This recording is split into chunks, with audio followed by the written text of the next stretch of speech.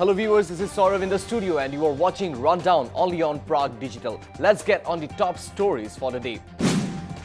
Dehinpaka upgraded to National Park in a major development. Dehinpaka Wildlife Sanctuary, which is spread over the districts of Dibrugarh and Tinsukia, has been upgraded to National Park. Talks were underway since last few months to take necessary measures to upgrade the sanctuary that covers an area of 1,11,942 square kilometers. In July, Chief Minister Sarbananda Sonowal had directed the forest officials to develop a notification and also hold a public considering the opinions of the reserve dwellers. With the latest upgradation, Assam would now have total 6 national parks. Swearing-in ceremony for new BTC, CEM and other members to take place on December 15. In a recent update, UPPL has confirmed that swearing-in ceremony of the new Bodoland Territorial Council Chief Executive Member Pramod Boro and other members would be held in Kokrajhar on December 15. United People's Party Liberal has said the new BTC Council will tentatively comprise 21 members. All the winning candidates are residing in Hotel Lily and security have been tightened.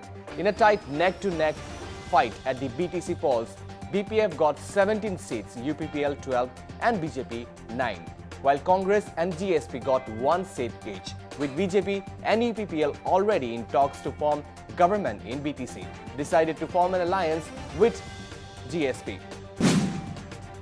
Heroin worth ₹10 lakh recovered in a joint operation conducted by Assam Rifles and Mizoram Police. A joint operation conducted by Assam Rifles and Mizoram Police led to the recovery of heroin worth ₹10 lakh from a village along the India-Myanmar border in Champhai district. One person was arrested in this connection. Assam Rifles and the Champhai Police District recovered 124 grams of heroin worth ₹10 lakh from Tinsangram village on Saturday. Additionally, the paramilitary force has also recovered 11,500 kilograms of smuggled areca nut worth ₹32.20 lakh in a joint operation with the Customs Department at Ruantlang in district. Now let's have a look at today's national news headlines. Several borders remains closed in Delhi as farmers stir intensified.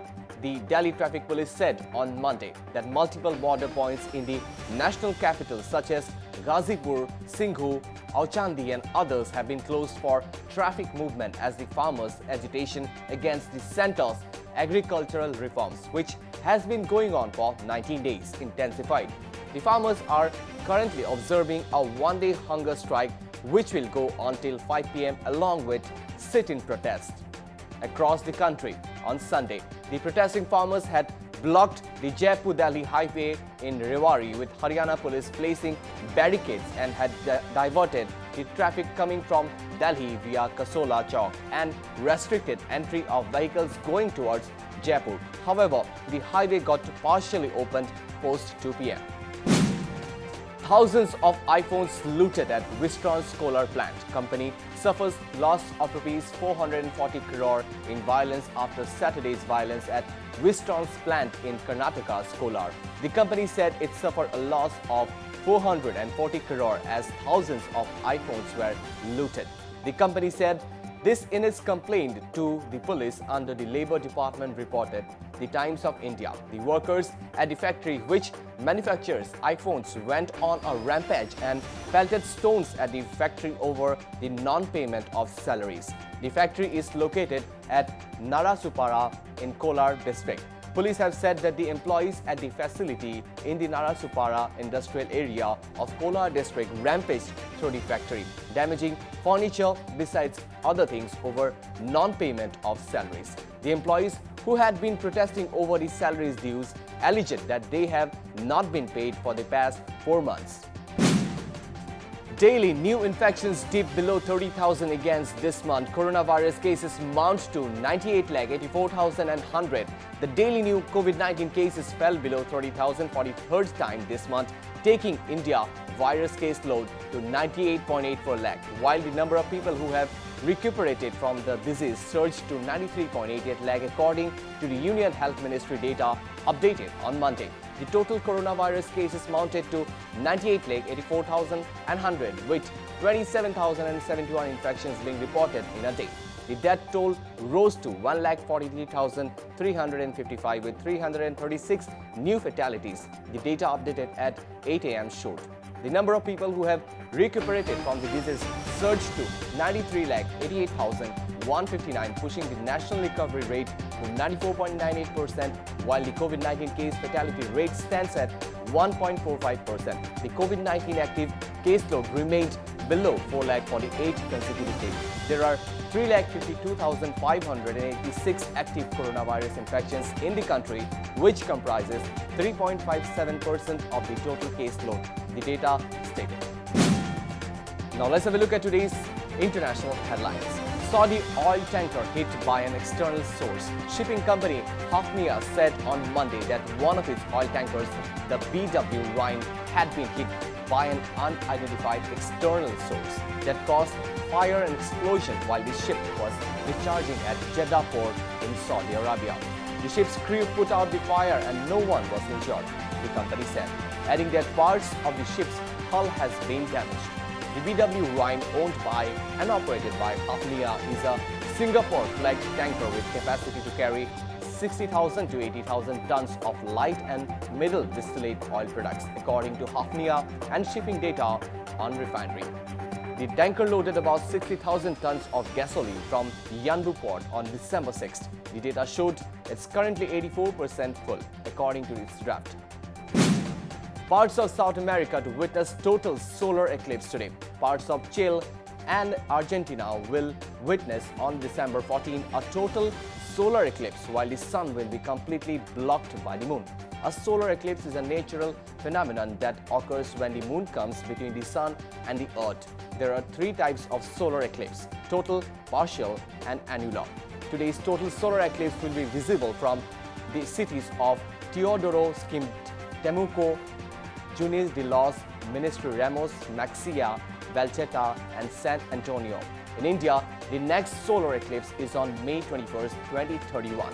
South India will experience a solar annual eclipse where the sun appears as a ring around the moon. It will be seen as a partial eclipse by the rest of the country on March 28, 2034. Another annual solar eclipse can be witnessed from the northernmost part of India, while the rest of the country can see a partial eclipse. Next 4 to 6 months could be worst of COVID-19 pandemic, says Bill Gates. Microsoft co-founder Bill Gates, whose foundation has been a part of the effort to develop and deliver COVID-19 vaccines, has warned that the next 4 to 6 months could be the worst of the coronavirus pandemic. In recent weeks, the US has seen experiencing record high cases, deaths and hospitalizations. The US need to help all of humanity, Mr. Gates said when asked of the executive orders signed by President Donald Trump, which prioritize distribution of the vaccine to Americans before it goes to people in other countries. Now let's have a look at today's sports news headlines. India's Yash Vardhan wins 10-meter air rifle event in online meet. Junior Asian champion Yash Vardhan of India won the 10-meter air rifle event at the 6th edition of the International Online Shooting Championship on Sunday. The 17-year-old Yash shot a score of 251.9 to win the title with a margin of 1.2 points. Yash, who had finished second in the third edition of IOSC, shot the best qualification score of 633.0, just 0.5 points less than the world record. In the finals, Yash took an early lead after the first 10 shots and then completely dominated the finals to claim his first IOSC title. The second place was owned by Olympic quota winner Martin Strempel of Austria with 250.7, while Alexander Halkin of Ukraine took the bronze with 229.3. Anthony Joshua knocks out Kubrat Pulev to retain heavyweight titles to World Heavyweight Championship. Anthony Joshua produced a devastating finish to knock out Bulgarian Kubrat Pulev near the end of the 9th round to retain his IBF, WBO and WBA belts at Wembley Arena on Saturday.